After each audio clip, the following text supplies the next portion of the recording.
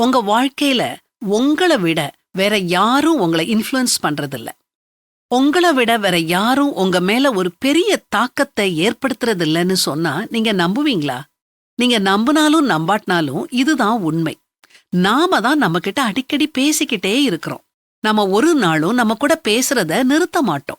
நாம எதை பார்த்தாலும் அதை பற்றி நமக்குள்ள பேசுறோம். நம்மை சுற்றியுள்ள உலகத்தை பற்றிய நம்முடைய கருத்துக்களை, கணிப்புகளை நம்ம கிட்ட பேசுறோம்.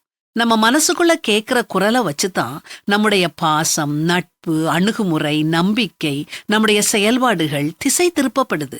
நாம நம்ம கிட்ட சொல்ற விஷயங்கள் ரொம்ப முக்கியமானது. ஏன்னா கடவுள் நமக்கு கொடுத்திருக்கிற எல்லா வாய்ப்புகளையும் ஏற்றுக்கிடுறதும் ஏற்றுக்கிடாததும் அந்த குரலை வச்சுதான் இருக்குது.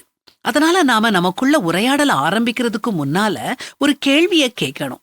இந்த கேள்வி நம்ம வாழ்க்கையையே மாற்றி போடுற அளவுக்கு வலிமை வாஞ்சது. நம்ம எதையும் பேசுறதுக்கு அல்லது செய்யறதுக்கு முன்னால கேட்க வேண்டிய கேள்வி இதுதான். இது எனக்கு நல்லதா?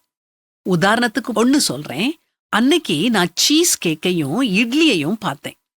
கேக்க பார்த்த உடனே அதை சாப்பிடணும்னு ஆசையா இருந்துச்சு. உடனே நான் இந்த கேள்விய கேட்டேன். இது எனக்கு நல்லதா? அமைதியா இட்லி எடுத்து சாப்பிட்டேன். வயிற்றுக்கு இதமா இருந்துச்சு, மனசும் சந்தோஷப்பட்டுச்சு. சாப்பிடுற விஷயத்துல இருந்து நண்பர்களை தேர்ந்தெடுக்கிறது வரைக்கும் நாம இந்த கேள்வியை கேட்கணும். இப்படி கேட்டோம்னா தேவையில்லாத மனிதர்களை, பயன் தராத மனிதர்களை நாம எளிதா தவிர்த்திடலாம். நல்ல விஷயங்களையே மனசுக்குள்ள நிரப்புவோம். கடவுளுக்கு பிரியமானவைகளை மட்டுமே செய்வோம். வாழ்க்கை சந்தோஷமா இருக்கும். இதத்தான் பரிசுத்த வேதாகமம் அழகா சொல்லுது.